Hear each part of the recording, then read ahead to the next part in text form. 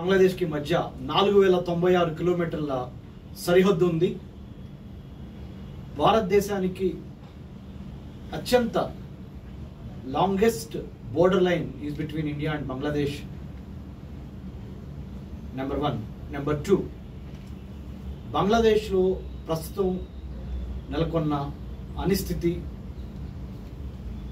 The internal disturbance with in the Bangladesh, students protest, reservation quota సిస్టమ్కి వ్యతిరేకంగా July 1, 2024లో start అయ్యి ఇవాళ 5 ఆగస్ట్ 2024కి తన చర్మాంకాన్ని చేరుకున్నది.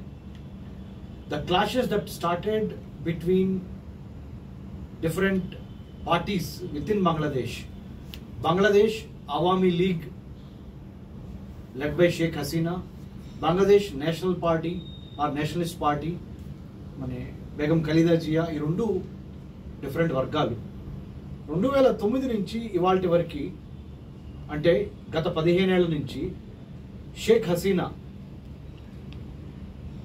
నేతృత్వంలోని అవామీ లీగ్ పార్టీ బంగ్లాదేశ్ని ముందుకు తీసుకెళ్తా భారతదేశానికి ఒక అత్యంత ఫ్రెండ్లీ కంట్రీగా బంగ్లాదేశ్ ఈ మధ్య కాలంలో, ముఖ్యంగా నేషనల్ డెమోక్రటిక్ అలయన్స్ ఉన్న 2014 నుంచి వాళ్ళ వరకు ప్రధానమంత్రి మోడీ గారి ఆధ్వర్యంలో ఉన్న ఈ ఎన్డీఏ ప్రభుత్వానికి, బీజేపీ లెడ్ ఎన్డీఏ ప్రభుత్వానికి అత్యంత సన్నిహితంగా వ్యవహరిస్తున్న మాట మనందరం గమనించాలి. ఈ బంగ్లాదేశ్లో జరుగుతున్న హింస, బంగ్లాదేశీ ప్రైమ్ మినిస్టర్ షేక్ హసీనా రాజీనామా చేసి 45 నిమిషాల్లో ప్రైమ్ మినిస్టర్ రెసిడెన్స్ని ఖాళీ చేసి బంగ్లాదేశ్ ఆర్మీ చీఫ్ వకర్ ఇచ్చిన అల్టిమేటాన్ని తీసుకుని ఆమె సురక్షితంగా ఆమె యొక్క చెల్లెల్ని, షేక్ హసీనా గారి చెల్లెల్ని హెలికాప్టర్లో కూర్చోబెట్టుకొని అక్కడి నుంచి ఒక సేఫ్ ప్లేస్కి ఢాకా నుంచి వెళ్ళిపోయారు. నెంబర్ 1. నెంబర్ 2, అసలు గొడవ ఎందుకు జరిగింది, అసలు ఈ హింసకి, వివాదానికి కారణం ఏంటని చూసినప్పుడు ఒకసారి మనం చరిత్రలోకి వెళ్ళాలి తప్పదు.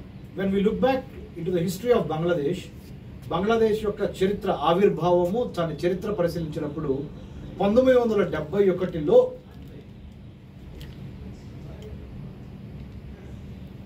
బంగ్లాదేశ్ ఏర్పడింది.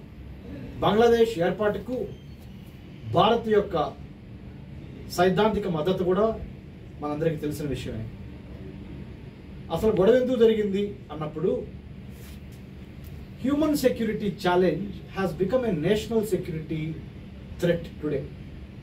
అంటే మానవ రక్షణకు సంబంధించిన ఉపాధి, ఆహారము అనే రెండింటి దగ్గర బంగ్లాదేశ్లో ఉన్న స్టూడెంట్ కమ్యూనిటీ, నిరుద్యోగ యువత, బంగ్లాదేశీ ప్రైమ్ మినిస్టర్ 2 గంటల క్రితం వరకు బంగ్లాదేశీ ప్రైమ్ మినిస్టర్గా ఉన్న షేక్ హసీనా గారు చేసిన ఒక పాలసీ వాళ్ళని విప్లవం వైపు నడిపించింది. ఆ పాలసీ ఏంటంటే, బంగ్లాదేశ్ విమోచన ఆర్ విముక్తి పాకిస్తాన్ చేతిలో నుంచి జరిగినప్పుడు బంగ్లాదేశ్కి సపోర్ట్గా ఎవరైతే సైనికులు అందరూ పనిచేశారో, అంటే 1971 war heroes of Bangladesh are eligible to get, ఆ ఫ్యామిలీస్ అంటే వాళ్ళ యొక్క సంతానం ఇప్పుడు ఎవరైతే ఉన్నారో 2024లో వాళ్ళందరికీ 37% కోట ఎంప్లాయ్మెంట్లో ఇవ్వటం అనేది షేక్ హసీనా చేసిన దాన్ని తీవ్రంగా విమర్శిస్తా, స్టూడెంట్స్ అసలే ఆకలి, నిరుద్యోగము, పేదరికంతో సతమతమవుతున్న మాకు ఎప్పుడో 1971లో, అంటే మీ పార్టీ అధికారంలో ఉంది కాబట్టి అవామీ లీగు, మీ పార్టీకి మీరు తెచ్చిన రిజర్వేషన్ పనికి వస్తుందని చెప్పి మా నోట్లో మట్టి కొడతావేంటి, మా కడుపు కొడతావేంటి అనే ఒక కసితో స్టూడెంట్స్ ఈ ఉద్యమాన్ని స్టార్ట్ చేసిన మాట వాస్తవం. కానీ ఇక్కడ కొసమేర్పు ఏంటంటే, పాకిస్తాన్ యొక్క ఐఎస్ఐ ఇంటెలిజెన్స్, పాకిస్తానీ ఆర్మీ తప్పనిసరిగా బంగ్లాదేశ్లో జరుగుతున్న ఈ స్టూడెంట్ మూవ్మెంట్ని తమకు అనువుగా, తమకు సపోర్ట్గా ఉపయోగించుకోవడానికి ఇండైరెక్ట్గా ఇప్పుడు జరుగుతున్న బంగ్లాదేశ్లో జరుగుతున్న స్టూడెంట్ మూవ్మెంట్కి పాకిస్తాన్ సపోర్ట్ కూడా ఉన్నది. అనే ఒక యాంగిల్ తప్పనిసరిగా మనం దీని మీద కూడా పరిశోధన చేయాలి. We have to research and we have to evaluate, we have to observe who are the friends and foes of Bangladesh in the immediate neighbourhood అనేది చాలా ఇంపార్టెంట్ మనకి. అలానే చాలా వెస్ట్రన్ ఎన్జిఓస్, వెస్ట్రన్ గవర్నమెంట్స్ అంటే పాశ్చాత్య అంటే పశ్చిమేతర గవర్నమెంట్స్ ముఖ్యంగా బంగ్లాదేశ్లో ఉన్న షేక్ హసీనాని కూలదోయటం ద్వారా, పడగొట్టడం ద్వారా తమకు లాభం చేకూరుద్ది అనే అంశం మీద కూడా అదొక యాంగిల్ ఉంది. మూడో యాంగిల్ రిజర్వేషన్ కోటా. నాలుగో యాంగిల్ ముఖ్యంగా భారత్తో బంగ్లాదేశ్కి చెలిమి ఉంది షేక్ హసీనా గారి నేతృత్వంలో. నిన్నటి వరకు ఆ ప్రధానమంత్రిగా ఉన్నంత వరకు భారతదేశానికి షేక్ హసీనా గారికి అంటే ప్రధానమంత్రి మోడీ గారికి షేక్ హసీనా గారికి ఒక చక్కటి అవగాహన, వర్తక వాణిజ్య వ్యాపారాలని బంగ్లాదేశ్ ఇండియా మధ్య నడిపించడంలో కానీ, దౌత్య సంబంధాలు నడిపించడంలో కానీ ఒక మంచి అవగాహన ఉన్నది. కాబట్టి భారతదేశాన్ని దెబ్బతీయాలన్నా కానీ, షేక్ హసీనాని పడగొడతాం కానీ, ఇవన్నీ చాలా వ్యూహాత్మకంగా జరిగినట్టు విశ్లేషణ ద్వారా మనకు తెలుస్తున్నది. ఇంకా we have to do lot of investigation, analysis, ఇంకా ఎక్కువ పరిశోధన చేయాలి. ఇంకా లోతుగా ఈ విషయ పరిజ్ఞానాన్ని పెంచుకుని ముందుకు వెళ్లే కొద్దీ మనకి సత్యాలు బయటకు వస్తాయి. అసలు గొడవ కారణం ఏంటంటే రిజర్వేషన్ కోటా సిస్టమ్ 37%. 1971 బంగ్లాదేశ్ ఆవిర్భావానికి సంబంధించి పాకిస్తాన్కి వ్యతిరేకంగా ఎవరైతే సైనికులు పోరాడారో వాళ్ళ పిల్లలైనా 37% కోటా తీసుకొని ఆర్మీలో భర్తీ కావచ్చు అనే ఈ రిజర్వేషన్ పాలసీకి వ్యతిరేకంగా స్టూడెంట్ యూనియన్స్, యూనివర్సిటీలు, దాంతోపాటుగా బంగ్లాదేశ్ నేషనలిస్ట్ పార్టీ అంటే బంగ్లాదేశ్ అవామీ లీగ్ పార్టీకి వ్యతిరేకంగా ఉన్న బంగ్లాదేశ్ నేషనలిస్ట్ పార్టీ వీళ్ళందరూ ఒక జతగట్టారు. దానికి తోడు ఆర్మీ జనరల్ కూడా కొద్దిగా ప్రజల వైపు, స్టూడెంట్స్ వైపే మొగ్గు చూపటం జరిగి షేక్ హసీనా గారు, అవామీ లీగ్ ప్రెసిడెంట్ అయిన షేక్ హసీనా గారు, నిన్నటి వరకు బంగ్లాదేశ్ ప్రధానమంత్రిగా ఉన్న షేక్ హసీనా గారు తన బంగ్లాని విడిచి ప్రైమ్ మినిస్టర్ రెసిడెన్స్ని పారిపోవాల్సిన అగత్యం, పారిపోవాల్సిన అవసరం ఏర్పడింది.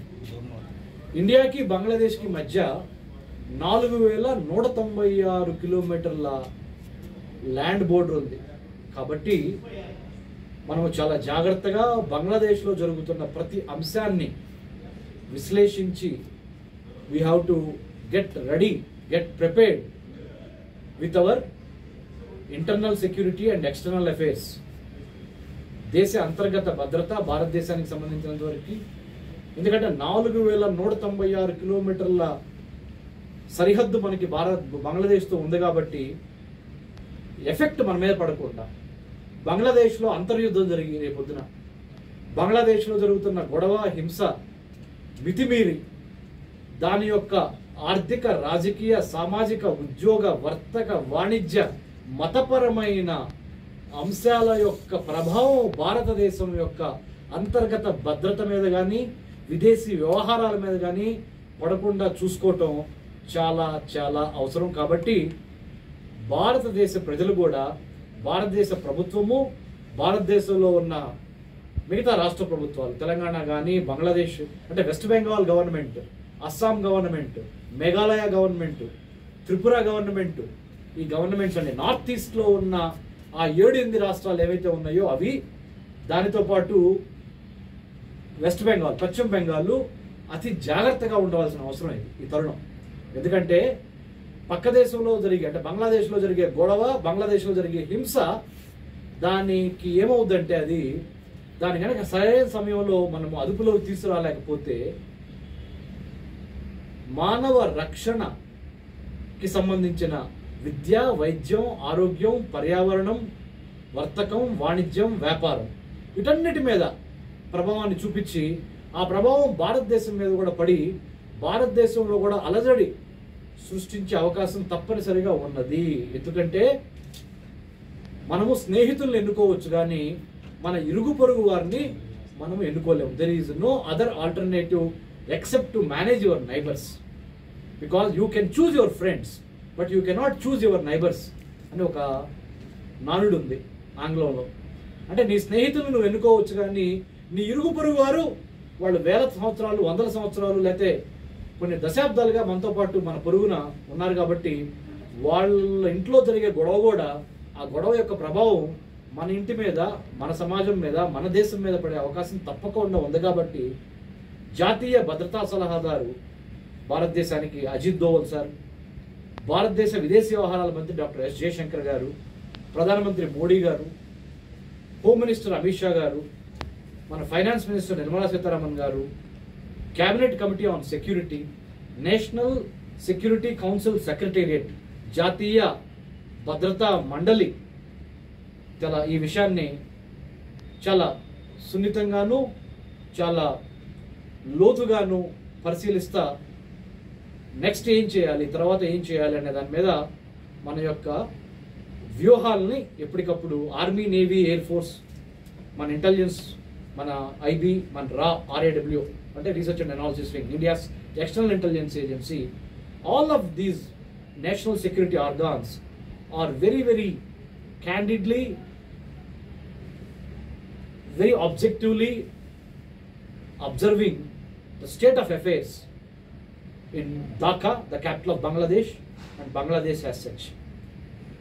ముఖ్యంగా మనకి లెసన్స్ ఏంటి, దీని ద్వారా భారతదేశానికి వచ్చే నేర్చుకోవాల్సిన గుణపాఠాలు ఏంటి అన్నప్పుడు వివాదాస్పదమైన ఈ మధ్య మనకి కూడా భారతదేశంలో సుప్రీంకోర్టు షెడ్యూల్డ్ కాస్ట్ సంబంధించి, షెడ్యూల్డ్ ట్రైబ్స్కి సంబంధించి రిజర్వేషన్ పాలసీలో వర్గీకరణలు చేయొచ్చు అనే ఒక మాట మన వార్తల్లో చూస్తున్నాం.